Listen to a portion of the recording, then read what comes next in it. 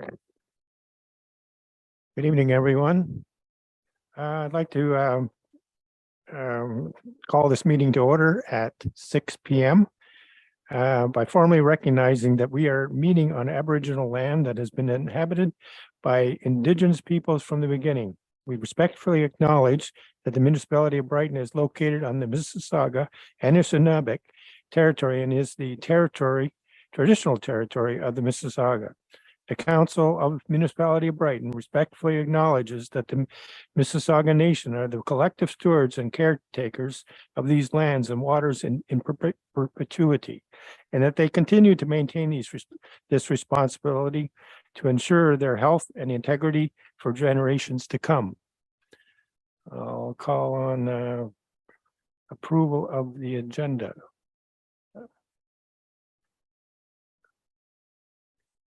I have a motion by Councillor Raleigh and seconded by Councillor Wilden that the February 15th Committee of the Whole Budget Meeting agenda be approved as presented or amended as presented. Okay.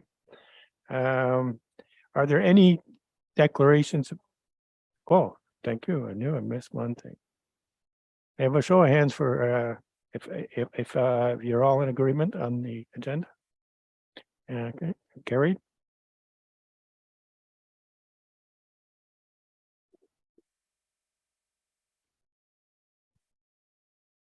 Now, are there any declarations of pecuniary interest and the general nature thereof? Mayor? Thank you, Deputy Mayor. If there's any discussion with regard to the Hilton Cemetery, I'm a member of the board of Trinity St. Andrews United Church, which is the owner and operator of the Hilton Cemetery. Anyone else? I have a half of one. I've been trying to reach out to our integrity commissioner just because I live in the same neighborhood and my property abuts the Brighton Public School. And if there's any discussion on their wishes to, within our budget, requesting funds for their project, I will still seek out tomorrow. There's been some difficulty with their phones and if that's all I need to tell you. What's that? Yeah, I'll need to get that email address and I will reach out tomorrow. So if there's any discussion on that, just so you know. Yes, go ahead. I was a committee member for the fundraising committee at Sunny Days in 2022, in case we have any discussions about 20 Sunny Days. So are you declaring?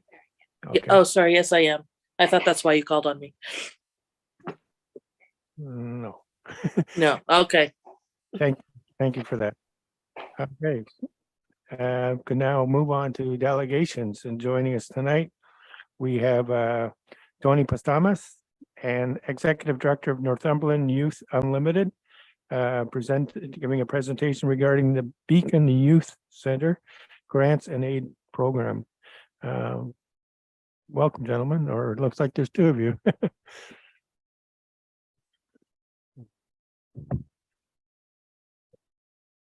Thank you.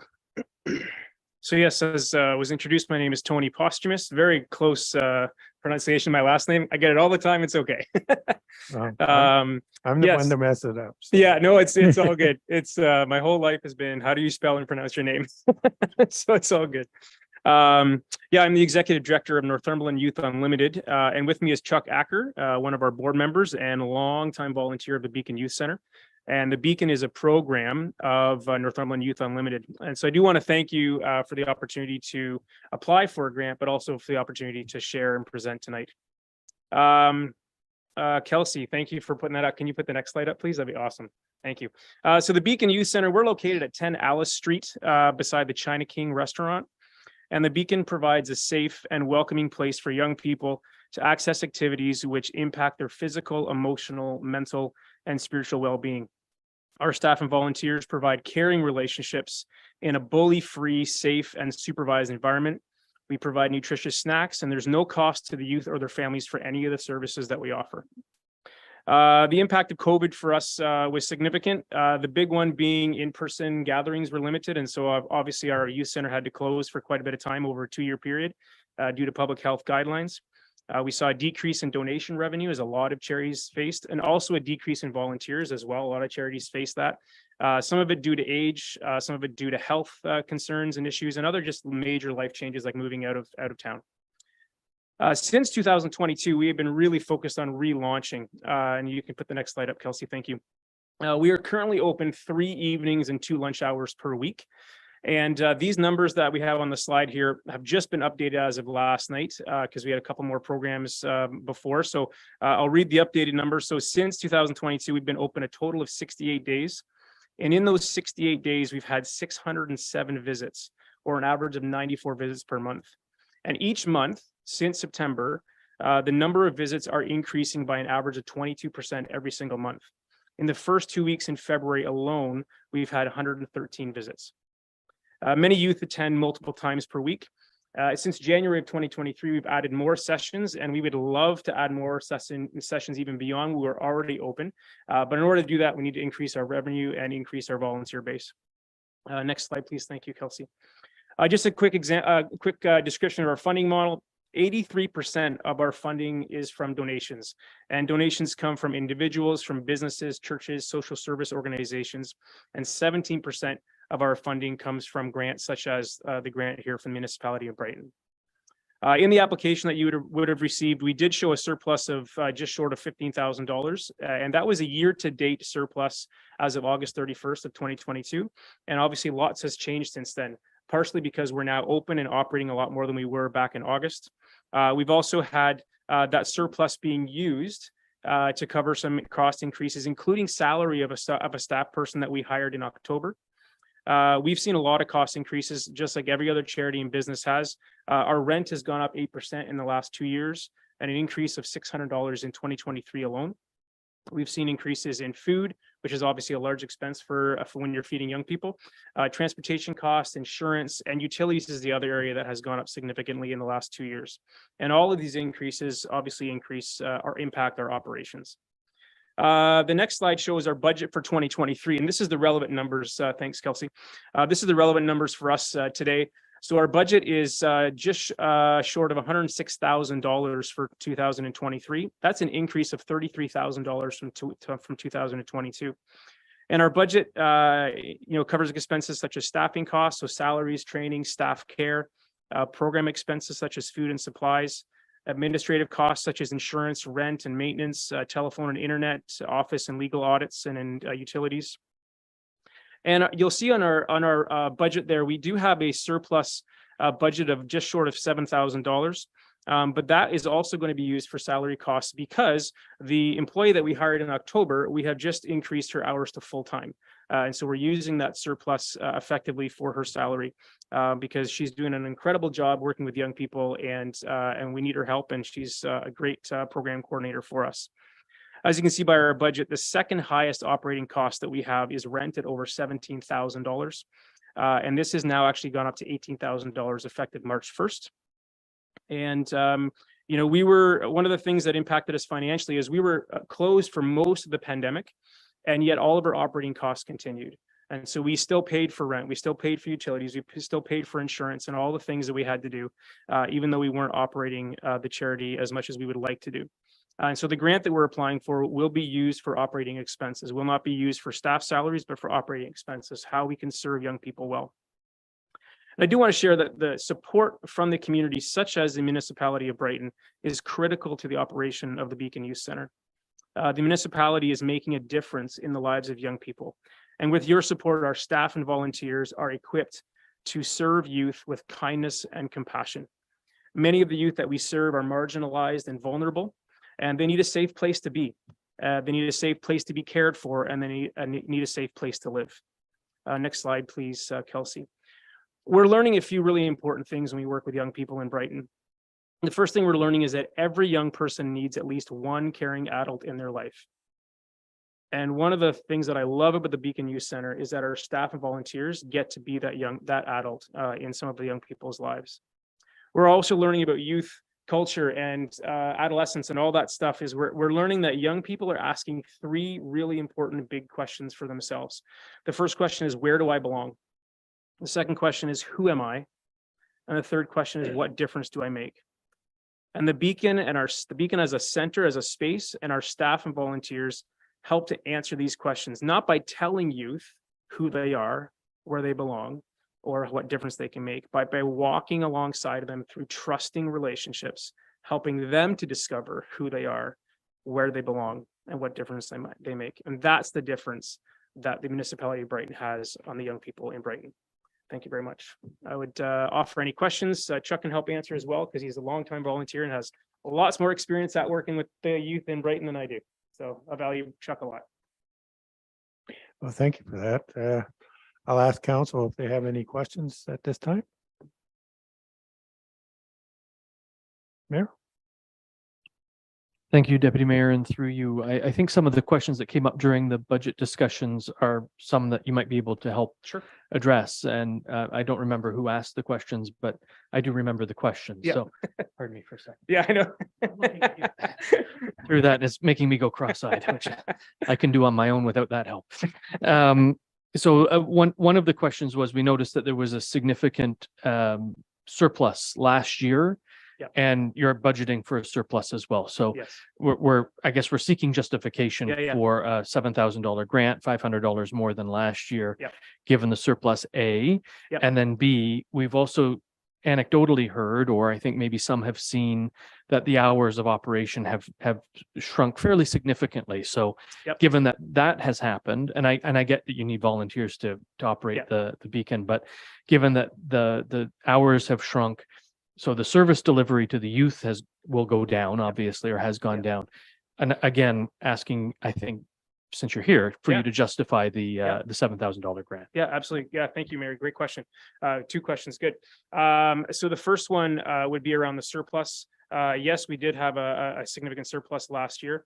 But what we did with that surplus is we elected to hire a part-time employee, started back in October, and we used some of that surplus to pay for some of her wages. The other part of her wages actually came from a grant that we received from Youth for Christ Canada to help kind of new staff get started. And so that's going to continue this year. It's actually a 3-year program that we have with Youth for Christ Canada. And so that's where that surplus is going to go. And then the other question would be around kind of, hours of operation, cost, that kind of thing. Definitely post-COVID, post-pandemic, if you want to call it that. That was a big kind of, really getting kind of relaunched in hours of operation. And our volunteer pool, as an example, went from a pool of about 50 to 60 to about 10. And then we've been rebuilding that. We're now actually about 20, and we continue to grow. And so that is good. We're very thankful for that. I mean, the reality is you can't run a charity effectively without really great volunteers. And so we continue to do that. So what we're wanting to do, what we're wanting to be intentional about in our operation is we want to be intentional to increase hours of operation as we have the resources to do that versus the other way around. Sometimes charity will do the other way around, where they'll just start doing all the great work and then find out they don't have enough resources to do it. And then they have to backtrack. And that actually serves their target audience way less, right? Significantly, it actually hurts the target audience versus supporting. So yes, we do have less hours of operation than before COVID, but we are increasing that every single month. We've been increasing. And so we do certainly see, we're now sitting in February. If our numbers, if our attendance numbers continue to increase at an average of 22% per year, we're going to be pretty busy come June. And so that's where we need the money, we need the volunteers to get there so that we can actually resource the staff and volunteers. That's one of the things that I'm really passionate about as an executive director, is equipping our staff and volunteers well. The worst thing that I hate to see is staff and volunteers burnt out because they've been given 150%. And, they love 150%, right? They love with 150%. But in a functional way, we want them to be serving to the best of their capacity. So does that help answer those questions? Help me. Thank you, Mayor. Anyone else? I have a question regarding funding. During COVID or after COVID, whichever way you want to look at it, did you receive any benefits from the federal government or anyone else, COVID relief? As an entire chapter, we did receive some COVID relief funding from the federal government. That was before the Beacon Youth Center had come back to Northumberland chapter. So as of January 1st, 2022, prior to January 1st of 2022, they were part of the Quinte chapter. And so part of that, I can't really answer the 2022 question because I don't know what they received in that sense, because it's a different chapter of Youth Unlimited. But I know since 2022, we have not received any additional funding from the government beyond, we do have some Canada Summer Job Grants that we have. And so last summer, we did have some support from Service Canada to hire a full-time student to work out of Brighton and Cobourg. But yeah, I can't answer to prior to January 1st, if that makes sense. I think maybe perhaps for nonprofits, I think it might have been prior to what you're referring to, your switch from Quinte Yes. West to, so you probably, I'm sure you would have applied for it, or somebody would have. Yes, I can say that I remember Chuck had let me know this as well, that we did approach our landlord about the rent relief. And the landlord refused to apply on that on our behalf. Oh, So nice. we were paying full rent even though we weren't actually operating. Okay. So it was yeah. No, didn't mean to Nope. screen you on that, but No, it's good. Thank you. it's all money. Yep.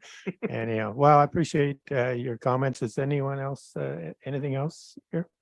Well, at this time, I have a motion from Councillor Freitas and seconded by Mayor Ostrander that the presentation from Tony Posthumus, Executive Director, we'll correct this at the end of this, Executive Director, Northumberland Youth Unlimited, regarding the Beacon Youth Center, request for grants and aid program be received. May I have a show, everyone approve? Carried. So could you repeat your name again for me? Sure. Posthumus. Oh, that's much nicer. Yeah. Okay. Well, thank you very much for coming in. Okay, thank you very much. Appreciate it very much.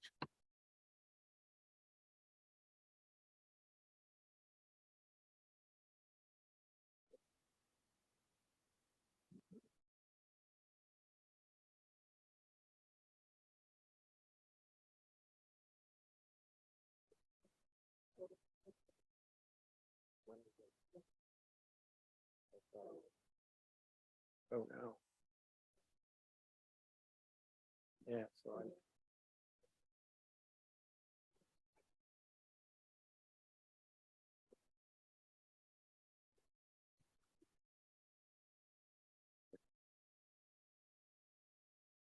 okay, citizens' comments. It appears that there are none.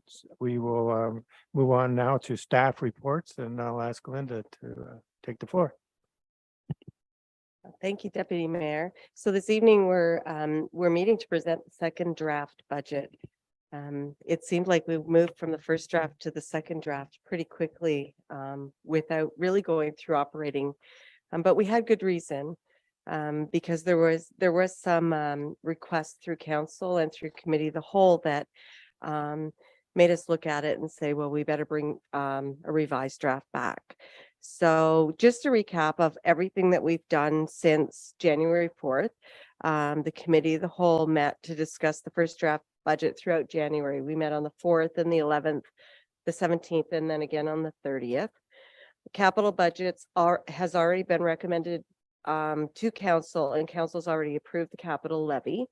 So staff are now authorized to develop tenders and RFPs, and this is usually done in advance. And I thank council for getting that done in advance again this year, because it helps the municipality move forward with our projects earlier and get the work started, so we can hopefully get some of this work completed and off the docket this year. At the end of January, the committee of the whole had added grants and aid applications to the budget by consensus. So you went around the room and you just said, yes, let's add them. That does not mean grant and aid requests are approved.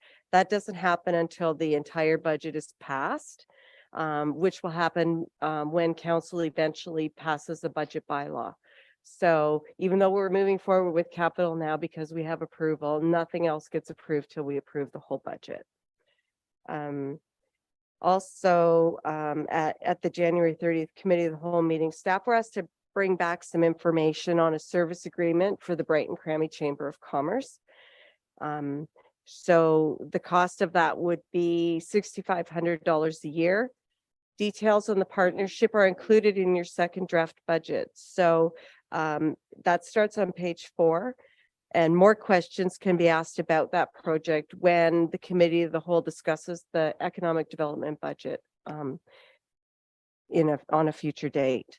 At February 6th council meeting, staff were asked to consider the cost of software that would identify short-term accommodations within Brighton.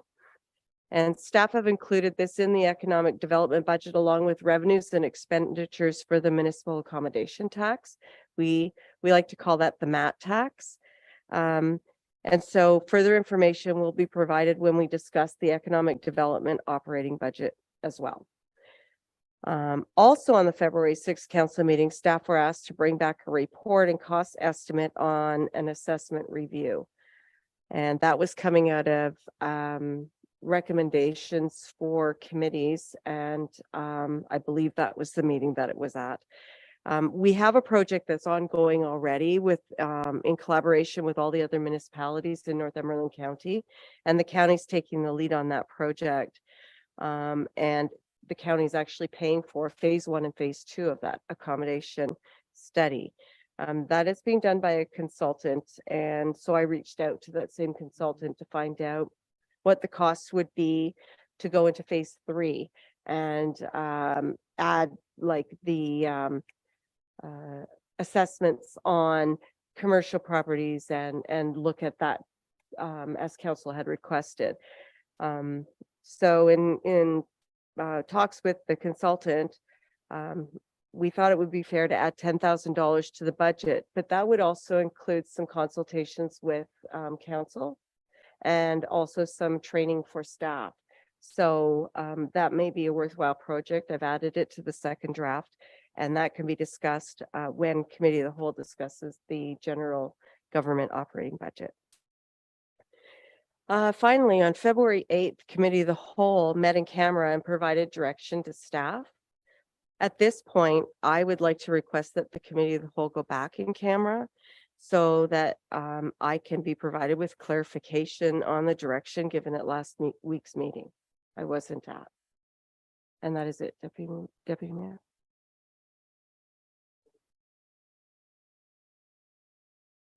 Before we go into in camera, I ask if there's anyone on council has a question regarding anything that's been said so far. Go ahead. Councilor. Thank you to thank you to the Deputy Mayor. Director DeField, the STA MAT program, my recollection of our discussion was that council definitely asked that staff undertake a review and come back with a proposal with an eye towards the implementation. Is that your understanding, or? And I guess I'd ask my colleagues the same question. That was my takeaway from the session, that basically we're going to go ahead with it, and that you and Director Walsh and Mr. Hagerman were going to be the overseers of the initiation of that program, because to be perfectly candid, I want the $90,000 in MAT tax. Understood, and that is through you, Deputy Mayor, that is the intention of staff to undertake, first of all, to seek out a software provider that will assist us in getting some of the STAs, short-term accommodations, identified. And further, then we can collect some of this MAT tax, pay for the software. What I built into the budget, and as I said, we discuss it when we talk about the economic development budget, but when we were discussing it, Ben Hagerman and I, we talked about it being a net zero. So setting up a tourism reserve, all the monies that we receive go into the reserve, and all the monies we pay out come out of the reserve. And with the numbers that we put in the budget at this point, which can be changed when we discuss economic development, it was going to be a surplus of about $3,500. should we be able to collect 180,000, then obviously that surplus is that the amount we transfer to reserves is going to be much, much greater. It's just the first year and we're just putting little feelers out and we're not sure how much we're going to collect.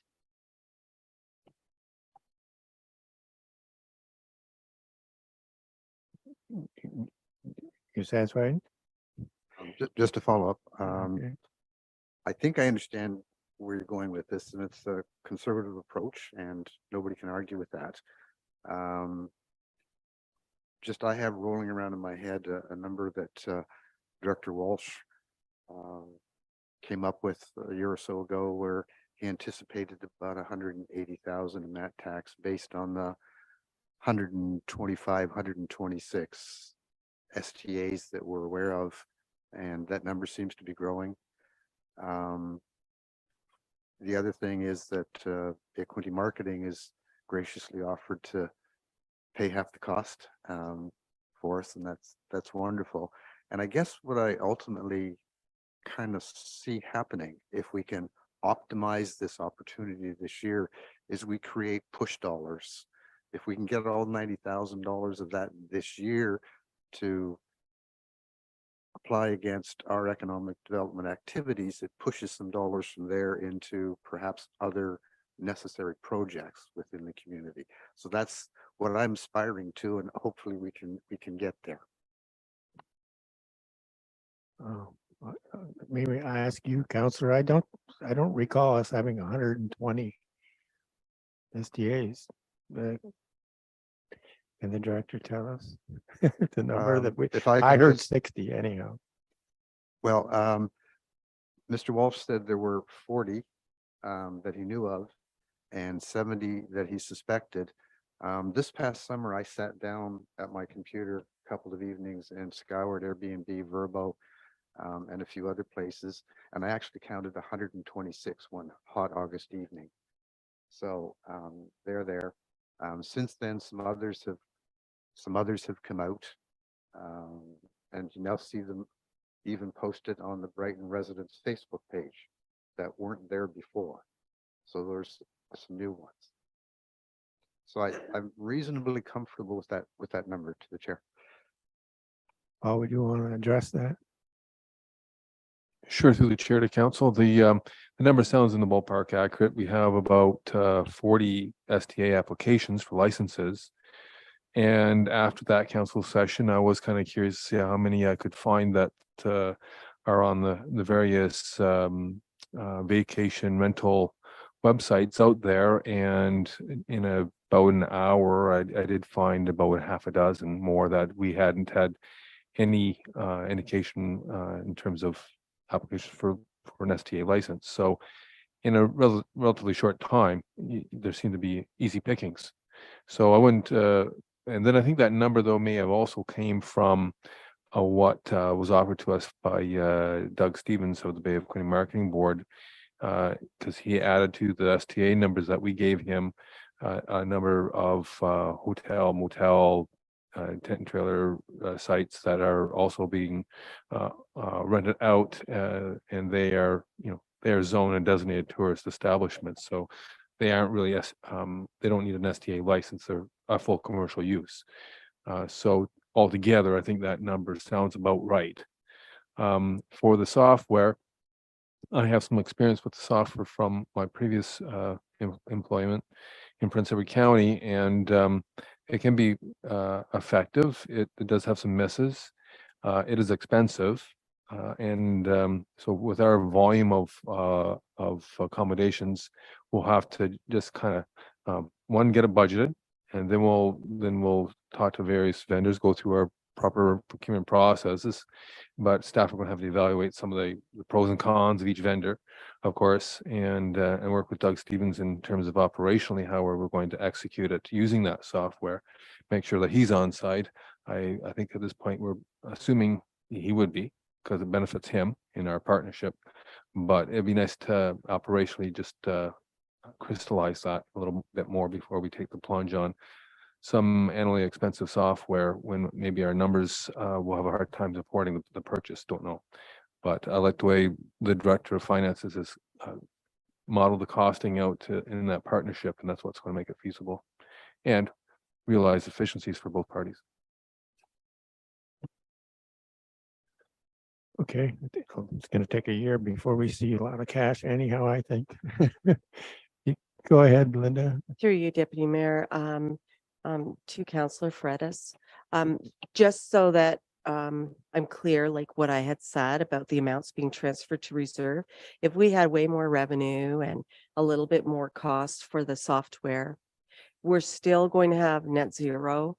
We're trying to make it a zero impact to the taxpayer by doing it this way.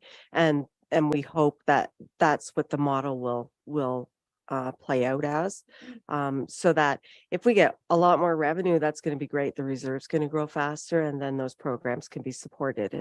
And I think that that's the best way to do it for the residents, for the taxpayers in the community, and for the programs that they're going to support in the future.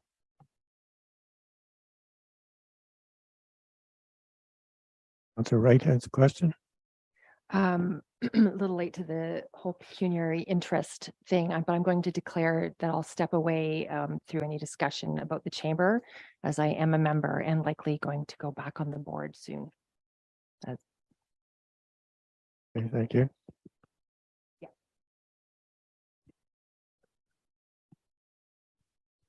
Councillor Weldon. Go ahead. I also am a member of the Chamber of Commerce. I have I think I've been to one meeting in the last 5 years, but even so, I suppose I do have an interest there. My apologies. No, I do not have a membership at the chamber. But I do have a question, Linda. There again on the, the little table that you have on page 4, reduced Bay of Quinte tourism. I understood when Mr. Stevenson was here, there was going to be an increase. Could you explain? I think there was an increase to what we were paying him, and this says now a reduction. So I'm a little bit confused on that. Thank you. I'm so through you, Deputy Mayor. I'm Councillor Rowley. We had over budgeted for that. I think we had about $24,000 in there. And Mr. Stevenson's number was lower, so I wanted to make sure we reduced it in the budget, in all fairness. Go ahead. Thank you. The previous page, the bottom line, grant and aid for future distribution. So we have a kind of a $17,000 extra there in case there are requests during the year, correct?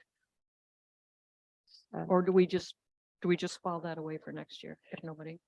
In the grant and aid policy, it's 1.5% of the prior year's tax levy. And so that's the difference between what you've already allocated and that 1.5%. So if you don't spend it while you're approving budget, it's still there in case somebody comes to the table, or you might have another use for it before we get through the budget process as well. So it's sitting there. Correct. It's kind of there that it's a little bit of a buffer right now in case we find something else. Yes. Okay, thank you. Okay, well, with that, I think we'll move along. We're going to move into what? Oh, somebody. Oh, I keep looking up, but I miss you when you do put your hand up. Go ahead, No. Councillor Butwell. Thank you, Deputy Mayor. Forgot all about the chamber as well. So thank you to my colleagues. I am a current member of the Chamber of Commerce. So I suppose I need to declare a pecuniary interest there as well. Thank you.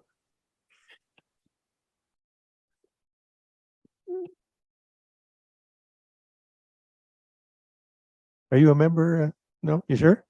The mayor has his hand up. Go ahead, Mayor. I'm just offering some advice to those who have recently declared to reach out to the Integrity Commissioner and make sure that they can or cannot or should not participate in the discussions based on membership versus being on the board. So there is a significant difference between holding a membership and then sitting on the board. That's Yeah. but don't take my word for it. Please reach out to our Integrity Commissioner Yeah, by email. Yes. yeah, get in.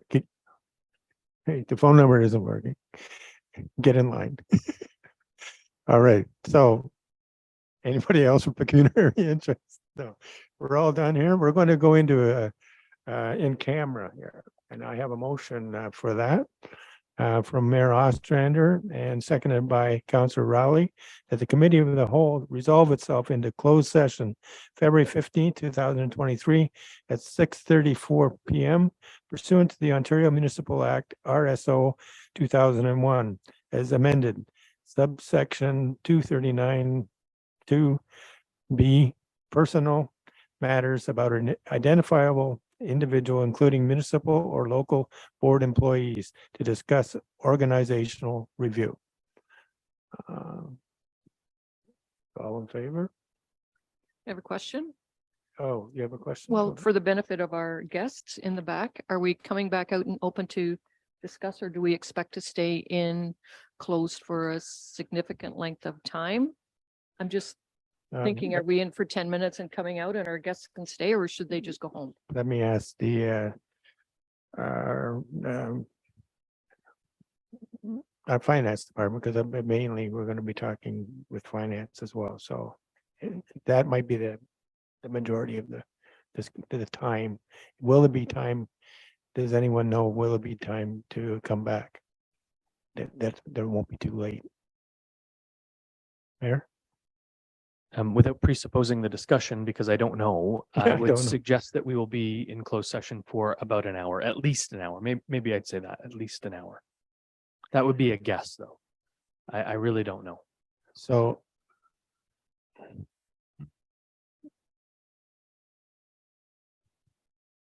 I'm sorry, I'm not. No, I think we're going to go in the camera. If we are able to come back, we will come back. If at some point, it maybe we will be back, but we just obviously these discussions, you never know. So I wish I had a better answer to you. So we've all agreed on, and now we will. Oh, I'm sorry, I know I was missing. All in favor and moving the camera? Okay, carried.